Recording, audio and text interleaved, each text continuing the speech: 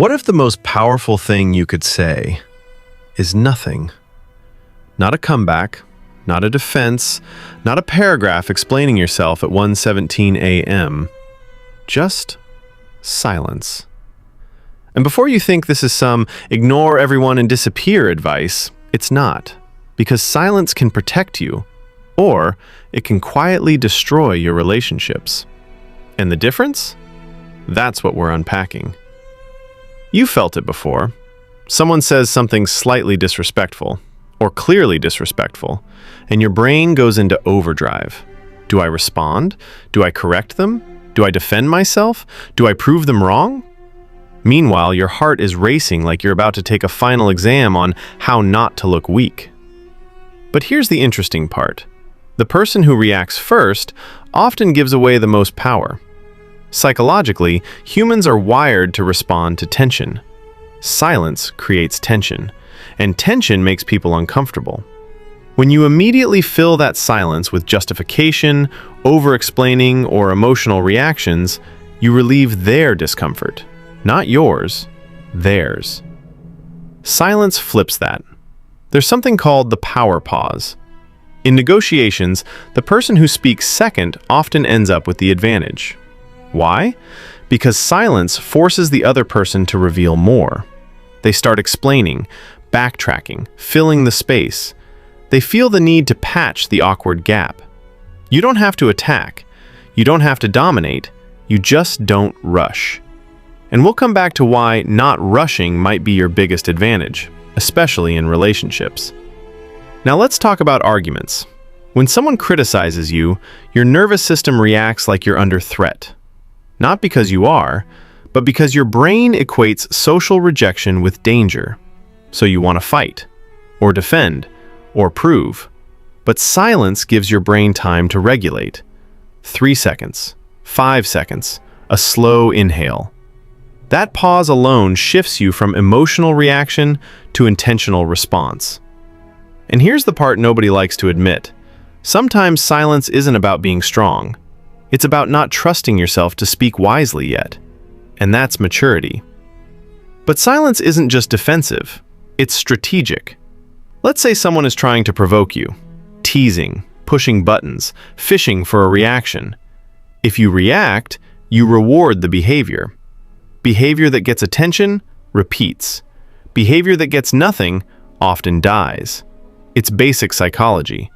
We are all, at some level, attention-driven creatures. So when you choose calm silence instead of dramatic reaction, you quietly remove the payoff. And you'd be surprised how powerful that is. Now here's where it gets uncomfortable. Sometimes you use silence to punish. Cold silence. Weaponized silence. The kind that says, "I'm upset, but I won't tell you why." That's not powerful. That's avoidant. There's a difference between emotional regulation and emotional withdrawal. Healthy silence says, "I need a moment." Unhealthy silence says, "You'll suffer guessing." See the difference? One creates clarity later. The other creates anxiety. So silence is a tool. But like any tool, you can build with it or break things with it. Let's zoom in on something subtle. When you stop over-explaining yourself, this one hits hard. You say no, then immediately add a paragraph. "Sorry, I just have a lot going on and I didn't sleep well and I have this project and..." You're not explaining. You're seeking reassurance. You're trying to make your boundary digestible.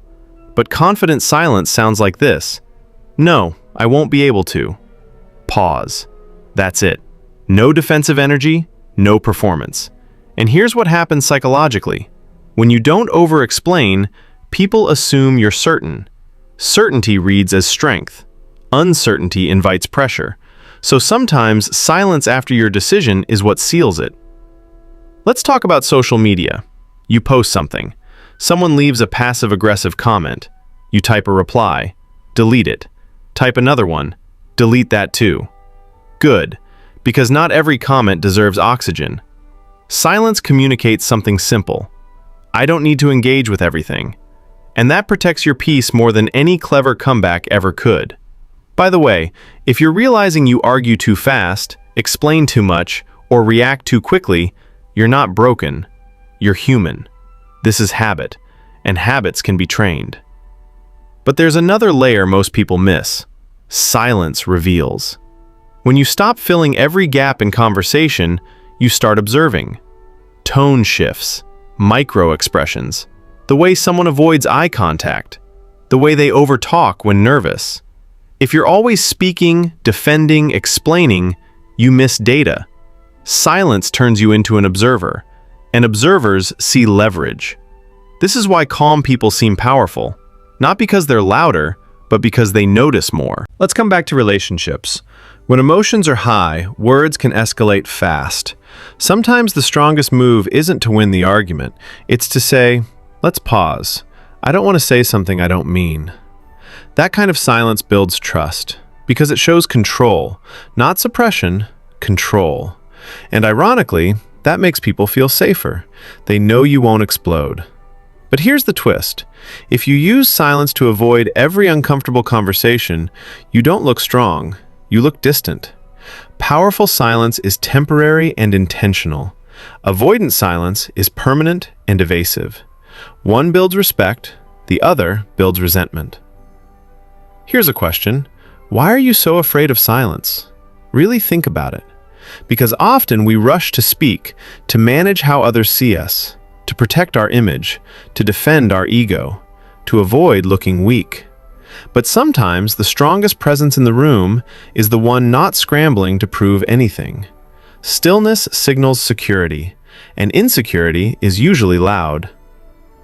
There's a saying in communication theory, whoever controls the tempo controls the interaction.